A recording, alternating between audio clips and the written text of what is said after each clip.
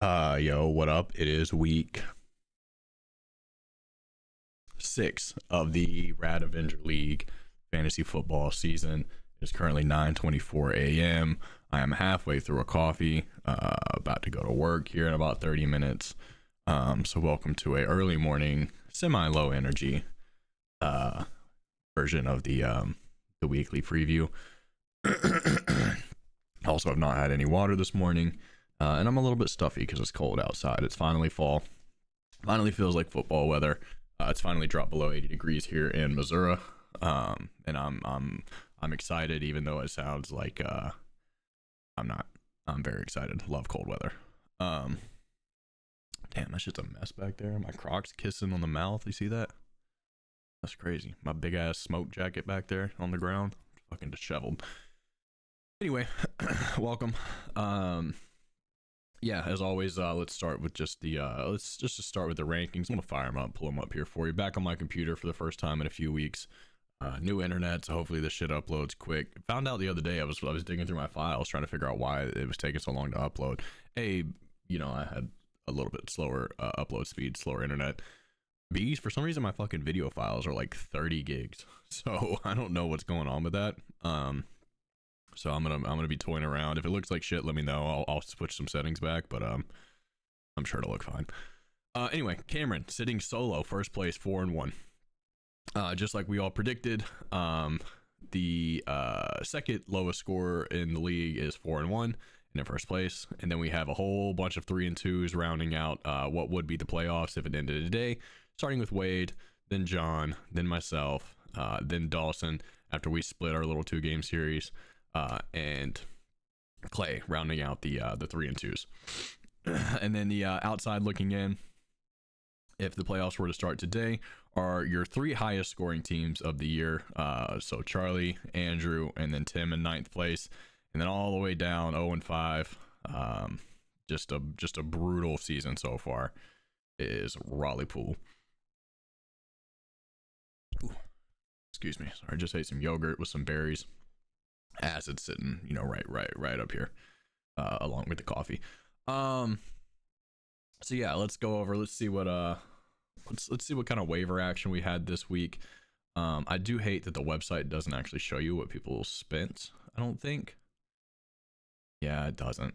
That kind of sucks. The app does. Man, wish we had. Oh wait, no, it does over here. All right, bet. Just these were regular transactions. Okay, cool. So Raleigh, I think there were a couple bids for Matt Stafford. I was one of them, hoping to stream him for a couple weeks with Lamar still being out, but Raleigh beat me. I think Wade was the other one.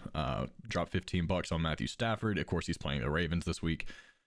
Tim dropped 15 on Hassan Haskins. Wade dropped 8 on the Denver defense. Clay picked up Eddie Pinheiro for free. I spent $9 on Christian Watson coming off the PUP list. Thought about making some trades for Matthew Golden, but honestly that room's a fucking crapshoot, so might as well just pick up Watson for semi-free. Cam dropped 30 on Kenneth Gainwell, which could be a little bit of a plug and play while Jaylen Warren's recovering from his injury. Obviously, he had a big week last week. Wade snuck in with Bo Nix and 3 points. Raleigh spent $1 on Matt Prater, who may or may not be dead. Tim picked up Matt Gay, a kicker as well for the commies. Tim picked up the Pittsburgh defense for 7 points, which they stink. So I don't know why he did that. Who did they play this week? Cleveland. All right, that makes sense. I get it. Okay. And then Raleigh snagged up Rashid Shaheed, and then we had the kind of the post waivers scrum here. Theo Johnson and Mason Taylor, the big notables there. Clay went ahead and snatched up Kendrick Bourne, and John added Kendre Miller. Yeah, so there's your notable moves this week. I think Matt Stafford and Kenneth Gainwell probably going to be your only real difference makers as far as this week. Theo Johnson obviously looked pretty good. As Andrew still kind of flounders to figure out his tight end position, probably the only real weakness on his team. Even though I offered him an out, didn't take it. Didn't even come back. Didn't even fucking negotiate. Didn't even talk to me. Yeah, whatever. Let's go to the wheel. Last week, Raleigh, in a losing effort, was able to have the highest scoring wide receiver duo. He threw up all over himself. He also threw out Jamar Chase and JSN, who combined for 49.2 points in the losing effort. You literally always start yapping right when I start recording, so I can't respond. Then I'm gonna have like a fucking wall of text to figure out. Whatever.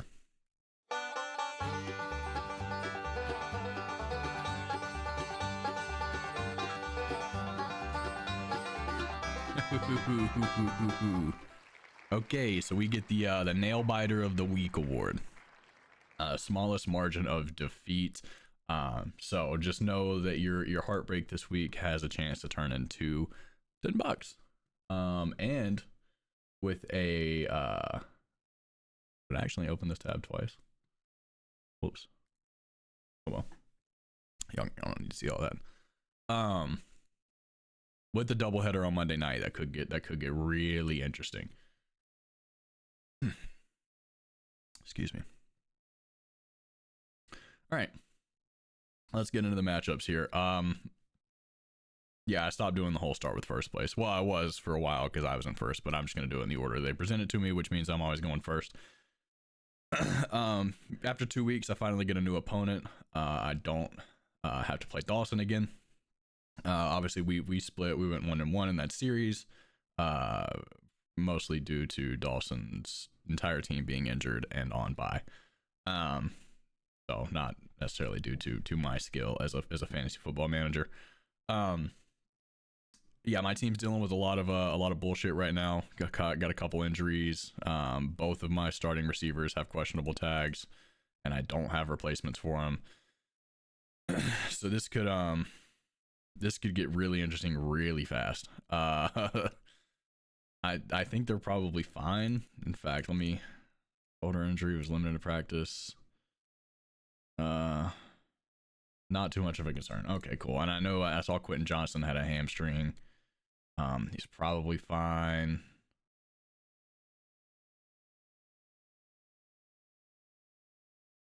For context, to arrive no later than Thursday. All right, whatever.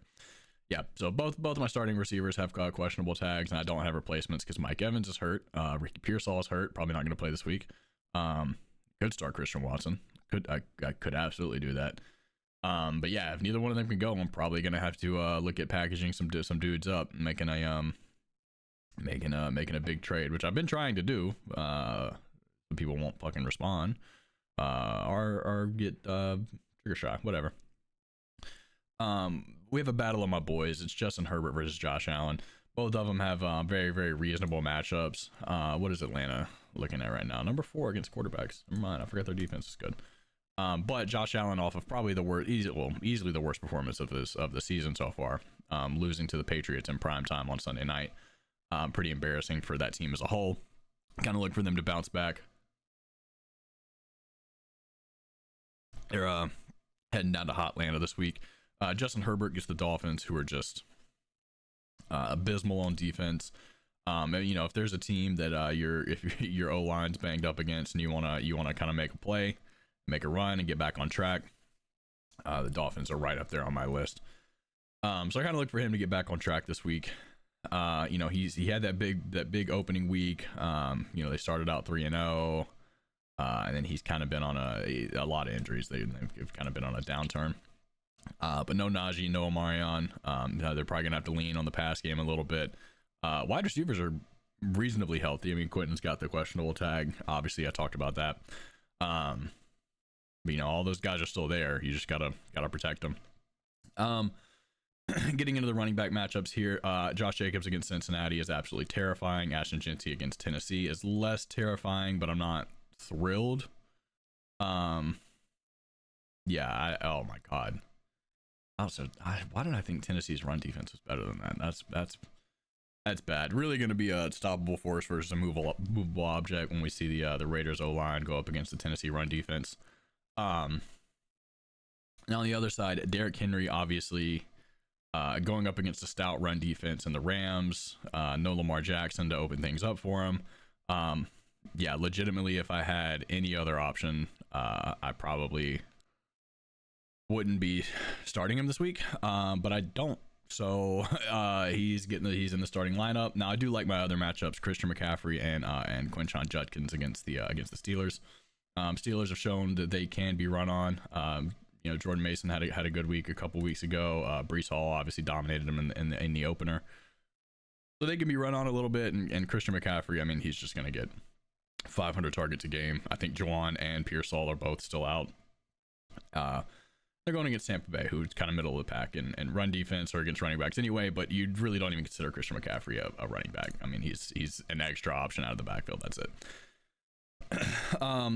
I mean, the good news is if the Rams can't run the ball, I mean, Zay Flowers should get some targets, whether those are good productive targets. He ended up with 72 yards last week, kind of saved a productive day off of a big 56-yard reception.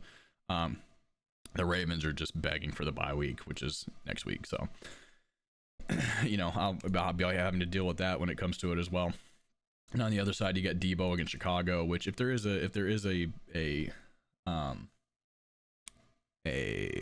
strength in the Chicago defense, it is the secondary. It's a little bit better, but I will say I really wish I had Debo right now. Really, Jordan Mason not doing a lot of good for me. Would love to have Debo Samuel. So that's just one of those mistakes you gotta eat early in the season and move on. I even wouldn't mind Calvin Ridley right now, if I'm being honest. And then Roma Dunze is absolutely terrifying against a Washington defense, giving up 35 fantasy points to receivers every week. Yeah, look, everything's coming. Oh my god, it's Chuba Hubbard against Dallas. Ugh. Yeah, I usually project myself as a winner. I don't even think I can do that in good faith this week. I think Christian McCaffrey puts up his 20 to 23 points. Tucker Kraft may have a big week against Cincinnati. The Packers defense might keep me in it. But yeah, man, there's a lot of matchups over here that I am just terrified of. Honestly, look for Clay to have a big week. I obviously haven't looked at the rest of the rosters, but based on what I'm seeing here, based on these matchups, it wouldn't shock me if Clay was in the top 2 or 3 scorers of the week. So yeah, I would predict him to win. Yeah, we just got to get the Ravens to the bye week, man. Get Lamar healthy and get my team back on track. Going over to Wade and Tim. Now Tim obviously has his two big stars going tonight against the Giants.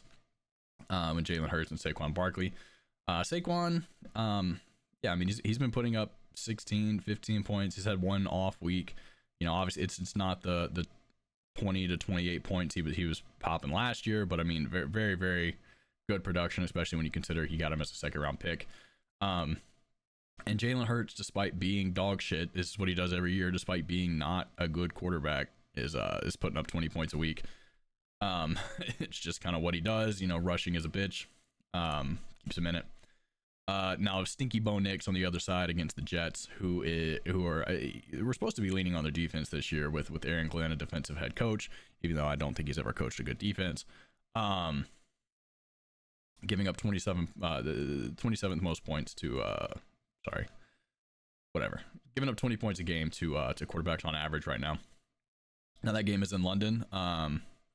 So you would maybe expect that to lean towards the defense a little bit. Maybe the offense is out of sync a little bit. Wade does still have Rico Dowdle in the lineup. We'll see if that changes based on Chuba Hubbard news. You would probably expect ETN to slot in there. Maybe Chase Brown off of the Flacco news. Sorry,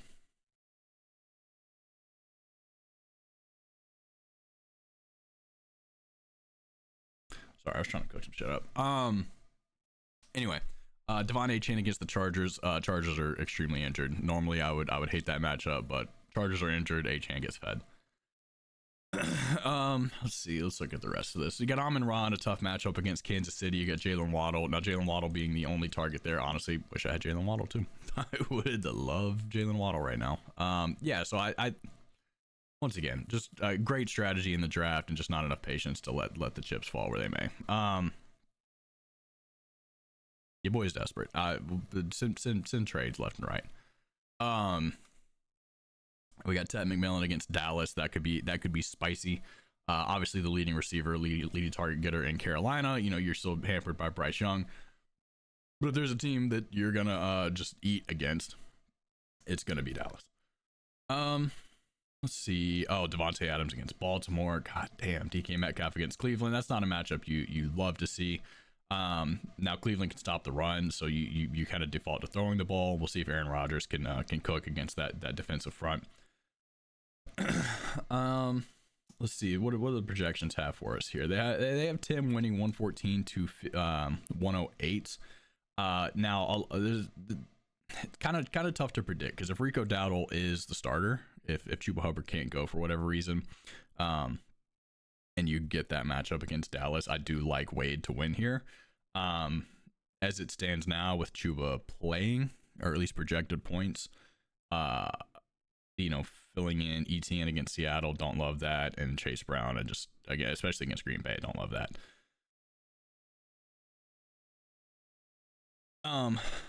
So I'd probably go with Tim to win as it currently stands. If Chuba gets scratched and you have Rico Dowdle against the Cowboys, I might switch that to Wade, at least reevaluate it, make it look a little bit closer. But yeah, as it stands now, I will go with Tim to win just because he asked me to really nicely. Oh, also AJ Brown's in the lineup against the Giants. That's nice. Let's see. Andrew and Cameron, we have our first place against I think Andrew's the highest scorer if I remember correctly. So first place in record versus the what you would say is probably the best team right now. And Andrew has been missing Jaden Daniels. I don't even remember if he started him last week. I think he did. 17 points against the Chargers is not nothing to sneeze at for sure. He gets a much more exploitable defense in Chicago this week. And we have the battle of the kind of one of the first big like blockbuster trades this year. Jonathan Taylor it was Kenneth Walker and maybe Ladd McConkey, I want to say. I don't remember who the other piece was in that trade. Yeah, I don't remember. Anyway, the big question for Cameron this week is CeeDee Lamb going to come back? If you can get CeeDee Lamb back, get that stack against Carolina, in a game that I mean, every Cowboys game is going to be a little bit of a shootout. That would be ideal, and obviously that would close the gap here. I do think CeeDee Lamb is a good antidote to Puka. I think that's maybe one of the few receivers that when healthy you can kind of keep pace with the current Puka against Baltimore, maybe less so. But if you want to stay in the game, that's who you need. Right now Stephon Diggs and Xavier Worthy are probably going to get outscored by him solo, and then you're relying on Breece Hall and J.K. Dobbins to keep up with Jonathan Taylor and Jahmyr Gibbs. Who let fucking get this team, man? God damn, shit pisses me off, bro. Fuck. And it was Cameron. He's right there. And who's in first place? So it didn't even bite him in the ass. It's just biting the rest of us in the ass. Whatever, dude. Jonathan Taylor against Arizona, who is just giving up chunks of yardage on the ground.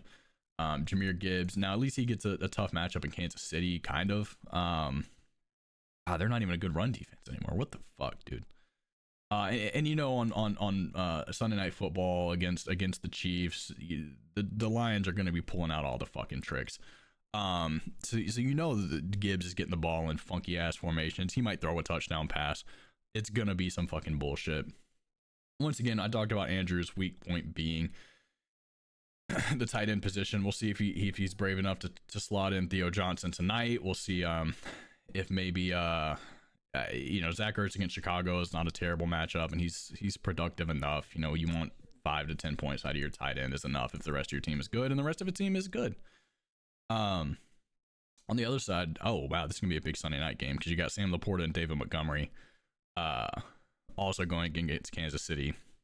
So we'll see how many points they can put up, because that's what this matchup is going to rely on, and which running back is impressing. The last week was a big David Montgomery game. He was back home in Cincinnati. Obviously that was a big storyline. He threw for a touchdown, ran one in as well. What did Gibbs do last week? Yeah, they both had 15, 16 points. I mean, it's just kind of what they do. Now, right now, the website has it projected 108 to 100 in favor of Andrew. And that's even before he has a active kicker in the game. He still has a kicker on a bye week. I mean, that's one you can probably just wait till Sunday morning to to flex in. So despite all the injuries, despite the suspensions, Andrew's team is really, really good. And he's projected to win again. Now, if we can get CeeDee Lamb plugged in the lineup, I like this game to be a lot closer. As it stands now, I got to pick Andrew. And honestly, even with CeeDee, I'm probably going Andrew. Like I said, on a normal week, but Puka against the Ravens might put up 45 points. I mean, that's unreal. Next, we got Charlie and John. John at 3-2, Charlie at 2-3. Charlie, the second or third highest scorer in the league right now. Just kind of unlucky with the way things shake out with the wins. Also has the RB3 and Javonte Williams, which we all saw coming. Now, Charlie's weakness a little bit, his pain point over the season has been quarterback. He's kind of been rotating Kyler Murray. He's got Jordan Love in there right now. Now, Jordan Love against Cincinnati off a bye week is just, you're frothing at the mouth. He put up 27 points in his last outing against Dallas. And guess what, buddy? Cincinnati is right there with him in defense. The only thing that worries me there is that Cincinnati's defense is so bad. Maybe you might start to lean on Josh Jacobs a little bit, but that's just one of those things. Like he's probably going to throw 2 or 3 touchdowns. Javonte gets Carolina as the number 3 running back. It's just kind of one of those things. You're starting running back in an offense that puts up a lot of points, so you're also going to put up a lot of points. 2 touchdowns last week. It's the second time this year he's done that. Second time this year he's also gone over 20 points, and he's only scored less than 10 once. So big Javonte Williams year. Really happy for him. I love Javonte Williams. Had him his rookie year. He was a blast. It sucks he's doing this for Charlie. That pisses me off, but I do genuinely really like Javonte Williams. Speaking of kind of redemption running backs, you got Rachaad White on the other side, filling in for Bucky Irving. Had 2 touchdowns last week. Really happy for Rachaad White too, another guy you just kind of really like. And then Jaylen Warren, who obviously I traded to John.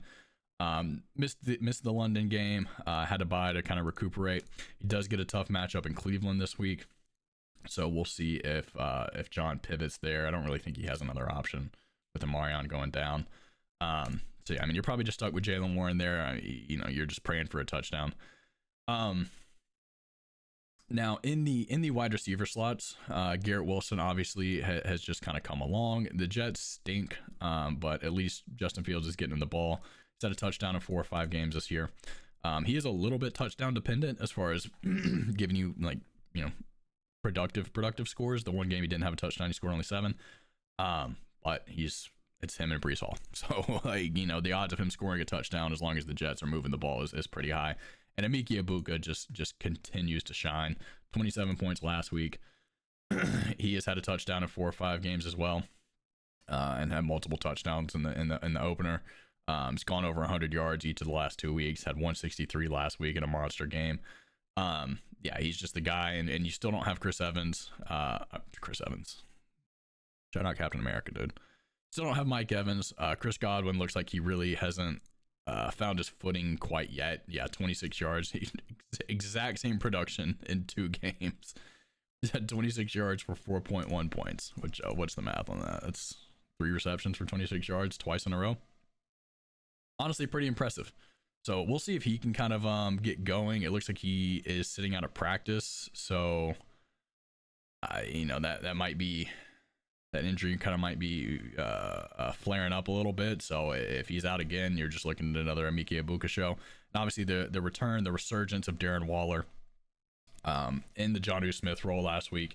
I don't think he had a reception after that touchdown. He scored that he had 78 yards and a touchdown in the first 10 minutes. And I don't think he caught another ball.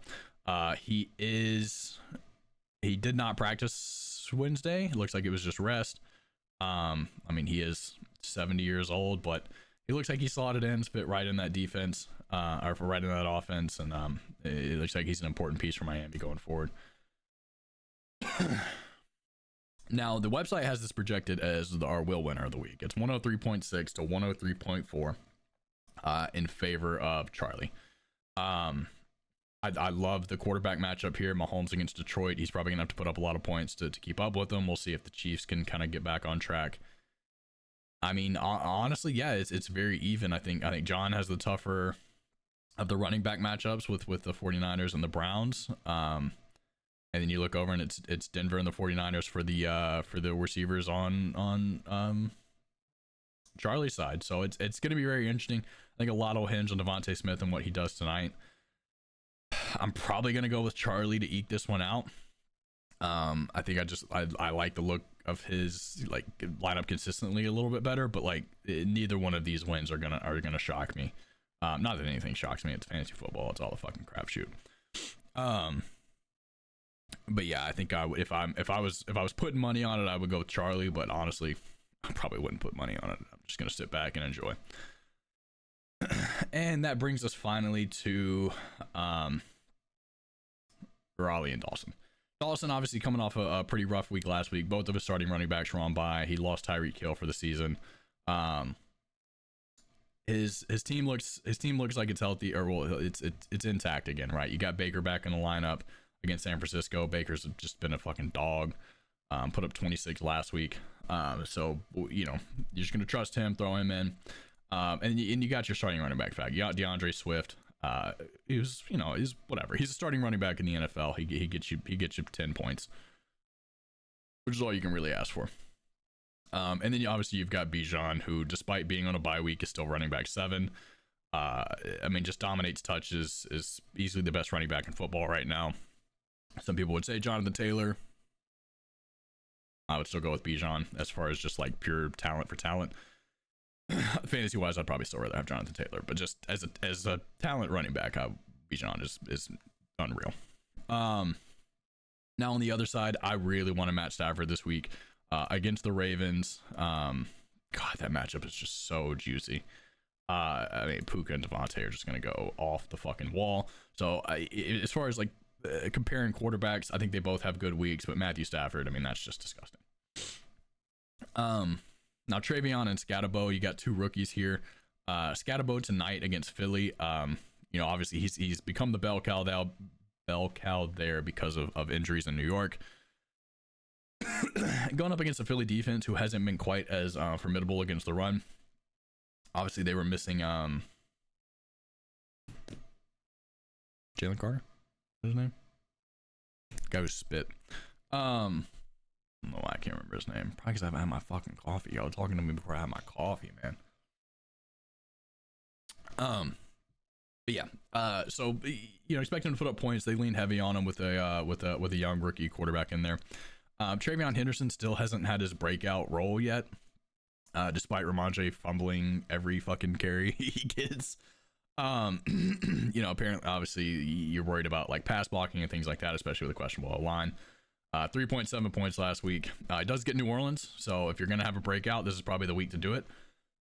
With New Orleans and Tennessee coming up next week, you know, maybe they start to you know, up his usage a little bit there. So just keep an eye on that. Now Jamar Chase obviously gets a major upgrade with Joe Flacco. They are going against the Packers this week, so we'll see if they can keep Joe Flacco upright. The Packers defense obviously they had that shutdown week 1 against the Lions. They looked unstoppable, and then they kind of let the foot off the gas. They had that shootout with the Cowboys. You know, the shit got weird. Obviously, they lost to the Browns. That wasn't necessarily the defense's fault. Offense couldn't do anything. So, but they're off of a bye week. They're playing the worst O-line in football. They're playing just pocket statue Joe Flacco. So we'll see how that affects Jamar Chase's value here. And Jackson Smith and Jigba, I mean, I don't know if there's a wide receiver not named Puka Nacua that I'd rather have right now. It's him, Amike, and Puka are like fucking gold right now. Now on the other side, Jerry Jeudy and Brian Thomas. You know, both have some boom potential for sure. And especially Jerry Jeudy against Pittsburgh, who's giving up chunks. You know, you worry about Dylan Gabriel and how much they're going to lean on the run game with Quinshon Judkins. Brian Thomas, obviously uber talented, had an incredible play to help propel the Jaguars over Kansas City. Maybe that kind of kickstarts that offense, kickstarts that relationship with Trevor Lawrence. But the Jags look good, and unfortunately, they just haven't really needed Brian Thomas to step up yet. You know, they're putting up points without him.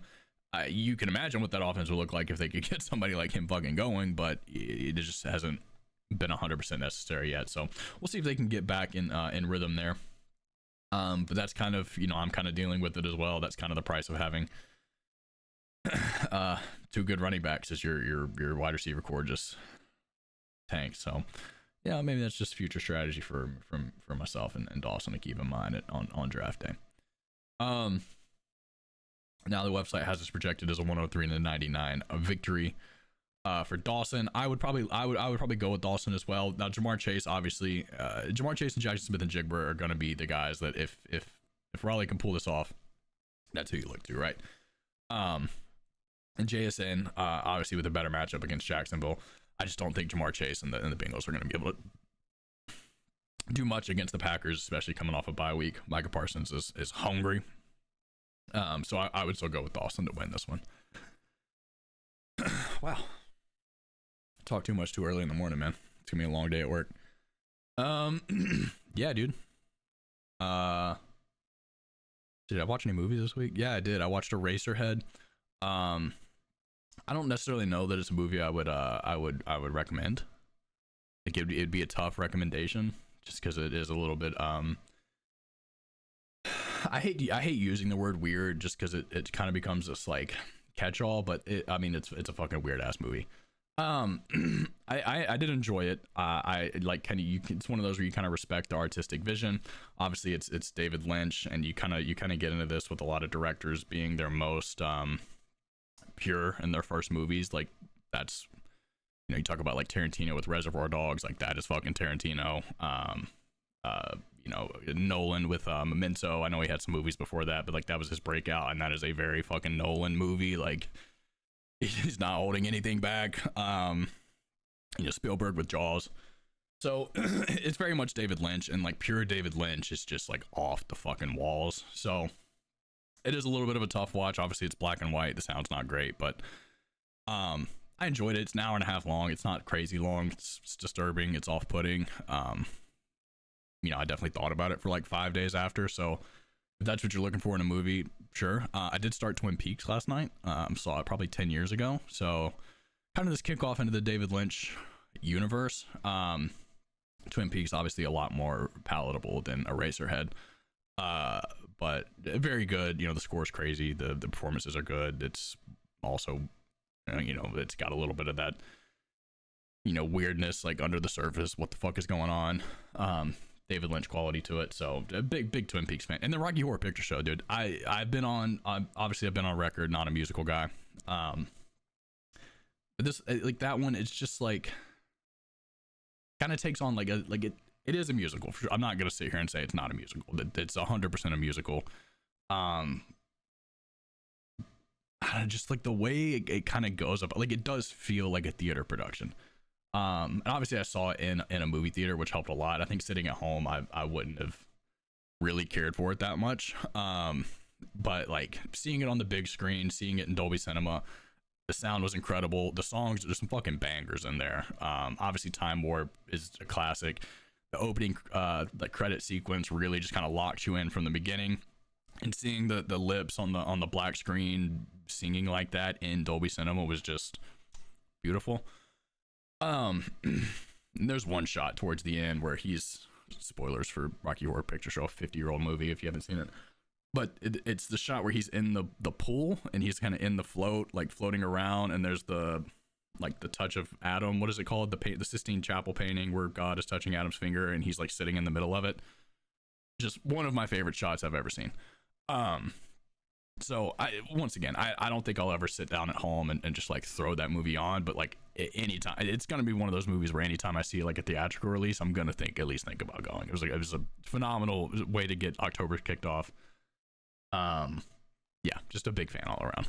So anyway, there's your movie segment for the week. Knocked out 2 this week.